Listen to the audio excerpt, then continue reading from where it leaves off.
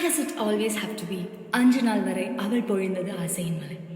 What if அஞ்சு நாள் வரை அவன் பொழிந்தது ஆசையின் மழை, அதில் நனைந்த